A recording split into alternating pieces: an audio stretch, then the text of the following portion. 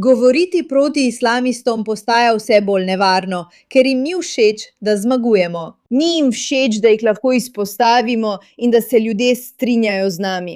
Zato se morajo zateči k edinemu, kar poznajo – nasilju. In začenjajo groziti ljudem, resno, objavljajo njihove osebne podatke in grozijo ljudem na spletu, ki samo razkrivajo laži in norost tega gibanja. Danes imamo srce parajočo zgodbo od Inspiring Philosophy. Mislim, poslušajte jo sami. Nedavno sem moral obvestiti spletno skupnost, da mi muslimani grozijo in objavljajo moje osebne podatke in podatke moje družine, ker me pravim, da je islam miroljuben. Tako, tukaj imate klepet. To je številka IP-ja. Torej IP, to ni nič mimogrede, IP. Tvoja vhodna vrata so naslednja, ampak gremo počasi, ker bomo šli do konca in to te bo IP prizadelo. Na več načinov. IP bo naslednji, ki se bo moral preseliti. Ti boš naslednji, ki se bo mogel preseliti, IP, ker ves čas praviš, da islam sploh ni miroljuben. Ne, ti si tisti, ki provocira. Ne. Ampak, mislim, ironija je v tem, da pravijo, da si ti tisti, ki je tako problematičen, ker praviš, da islam ni miroljuben. Torej, bomo še kako nemiroljubni, da dokažemo tvojo točko. Za tiste, ki tega ne poznate, tukaj imate God Logic. Imate celo vrsto teh neverjetnih vplivnežev na spletu, večina jih je kristjanov, ki svoj čas posvečajo razkrinkavanju različnih religij, še posebej islama, ker menijo, da je nor in razumejo njegovo grožnjo. Mislim, vsi to vemo, ker je to grožnja. Mislim, ni treba iti daleč, dovolj, da vidiš nekoga, ki objavi osebne podatke osebe, ker je ta na YouTubeu nekaj rekla, da razumeš, da je to dejansko grožnja. Niče ni neumen, IP. Michael Jones, tvoja prava sestra dela na šoli, kjer so tudi muslimani. Malo si islamofob, stari. Moramo poklicati šolo, ali pa bomo to naredili mi, verjemi mi. Ironija nikomur ne uide, ki ima več kot 2 možganski celici. Dokazuješ mojo trditev, da je islam nasilna religija, ki je treba nasprotovati za vsako ceno. Odkar sem posnel ta video, so me muslimani še naprej napadali tako, da so objavili, za kar mislijo, da je moj domači naslov, grozili s fizičnim nasiljem in celo s posilstvom moje žene. IP, razbil te bom. IP on paru. Razbil te bom. En udarec in si zunaj. Rekel sem, da te bom naredil za svojo priležnico. In še vedno vztrajam pri tem. Naredil te bom za svojo priležnico. Kaj hočeš? Preprosto. Nihče je noče. In počakaj. IP-čevo dekle bom naredil za svojo priležnico. Davidovo dekle bom naredil za svojo priležnico. Mislim, seveda, to je vera, ki globoko spoštuje ženske, je miroljubna. Samo resnično poskušajo širiti Božjo besedo. Mislim, saj je to tako očitno, kaj ne? Da ženo drugega moškega imenuješ svojo priležnico. Tako ravnamo z ženskami, kadar jih spoštujemo, vsi skupaj, še posebej, še posebej, še posebej po nauku islama. Hiša je bila naslednja, ne? To je hiša, iz katere IP izvaja svojo prevaro. Kopalnica, kuhinja. To je to, tukaj. Tukaj ta mali bogokletni stvor prihaja. Lahko samo povem, da se včasih, ko si na internetu zdi, kot da lahko vodiš vse te razprave in se nič ne bo zgodilo. Ampak ko začnejo napadati tvojo sestro, tvoj dom, tvojo ženo, te groziti in ne pošiljajo več samo grdih sporočil. Mislim, dobimo dobesedno na tisoče grdih sporočil. Koga pa to briga? Iskreno so kar smešna. Zelo zabavna so mi. Ja, misliš, da sem ogadna pizda. To pomeni, da dobro opravljam svoje delo. Kakorkoli, to ni bistvo. To je strašljivo. To je strašljivo in problematično. Neverjetno problematično, da so ljudje, ko nekaj povedo na spletu, v resničnem življenju ogroženi.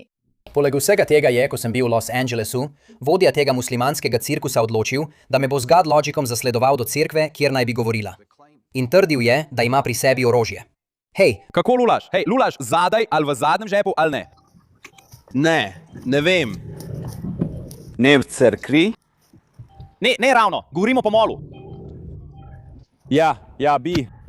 Ker so pravkar poklicali varnostno službo. Pazi. Pravkar sem to videl. Zato vidiš, da imam tisti 6. čut. Razumeš, kaj hočem povedati? Ja, imam 6. čut. Lej, tam so. Glavni razlog, zakaj je to precej strašljivo, je ta, da so tudi drugi ustvarjalci vsebin doživljali podobne težave in so bile celo tarča terorističnih organizacij. Grožila mi je teroristična organizacija. Nekega dne, ko sem bil v službi, sem prejel sporočilo od družinskega člana, da moram takoj priti domov, ker je FBI pri naši hiši. Tako sem sedel v avto, poklical tega družinskega člana in se odpeljal domov.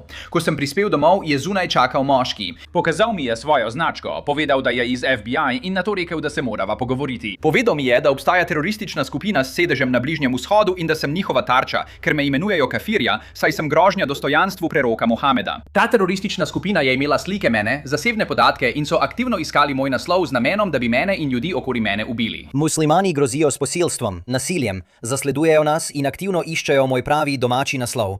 Poleg vse te norosti z ženo pričakujeva, da se bo najin drugi otrok kmalu rodil. Da bi zaščitil svojo družino, medtem ko še naprej širim evangelij na spletu, nimam druge izbire, kot da se preselim v nov dom.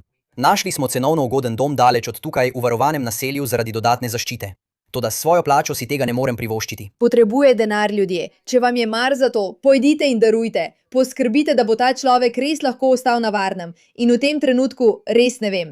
Res ne vem, kdo naj bi to sponzoriral ali financiral in pomagal podpirati ljudi, ki so na spletu. Ampak zdi se mi, da preprosto ni dovolj podpore za ljudi, ki opravljajo težko delo. Veš, to je tako nevarno. Tako nevarno je pomisliti, da bi se FBI lahko pojavil pri tvoji hiši, da se vozijo mimo tebe, da ti grozijo, da grozijo tvoji ženi, tvojim sestram, iščejo tvoje naslove. Z veseljem objavijo tvoje osebne podatke na spletu in vemo, kako nasilni so. Tako da to niso le prazne, neumne grožnje, to je resnična nevarnost. In namesto, da bi šli za največjimi ribami, se zdaj lotevajo manjših, ker ugotavljajo, kako velik vpliv ima to. Joj, to je. Je malo neprijetno, veš? Kritizira islam, izziva muslimane, ima oddajo s klici gledalcev. Peščica teh tipov objavi njegove osebne podatke na spletu, objavi osebne podatke God Logica na spletu. In tako se Mike Jones odloči, da bo odprl GoFundMe in reče, hej, moramo se preseliti nekam bolj varno, popolnoma razumem, v redu. In skupnost se zbere okoli njega. 254 tisoč. $154,000 je bilo zbranih čez vikend, kar je preprosto. Vidiš, to je tisto, kar imam rada pri internetu. Imaš norce, imaš naciste, ampak dobri ljudje, mi bomo zmagali. Vi vsi financirate tega človeka, da bomo lahko živeli nekje na varnem in še naprej upravljali božje delo na spletu. Mislim, poglejte nas, ne morejo nas premagati. Ne morejo nas premagati, ker smo dejansko boljši ljudje kot oni.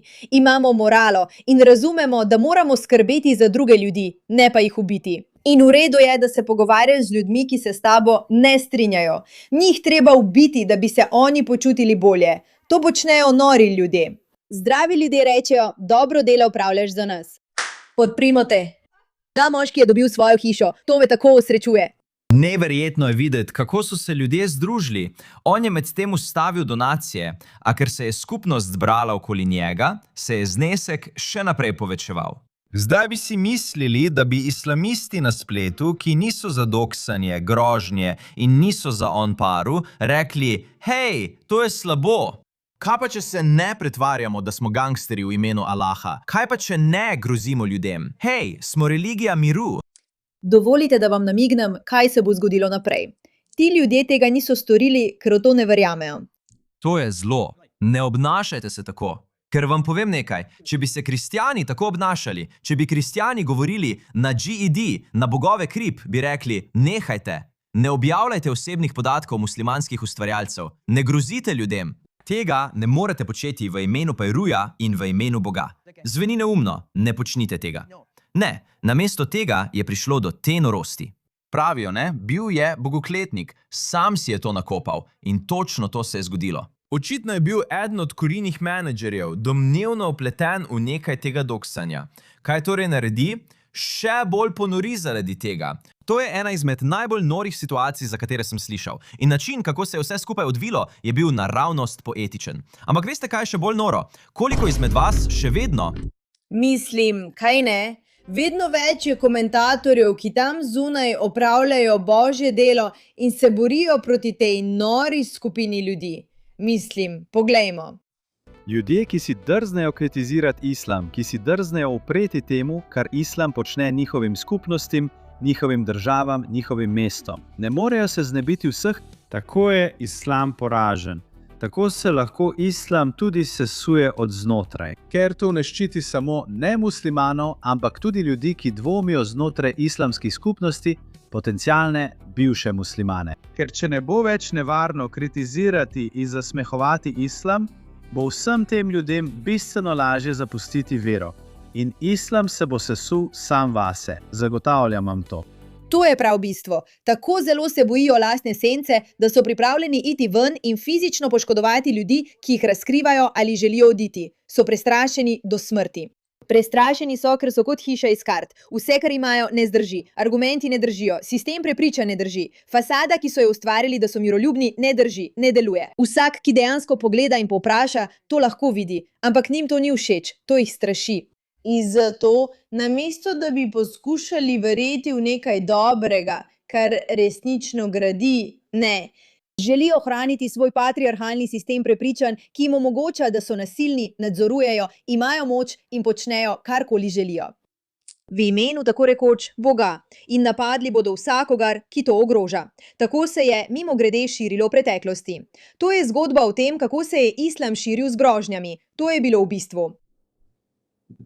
Spreobrni se ali pa to so počeli. To zdaj ne bo več delovalo. In če bi bila grožnja manj močna, če bi vsi še naprej stopili skupaj, se uprli in jim ne dovolili, da to odnesejo brez posledic.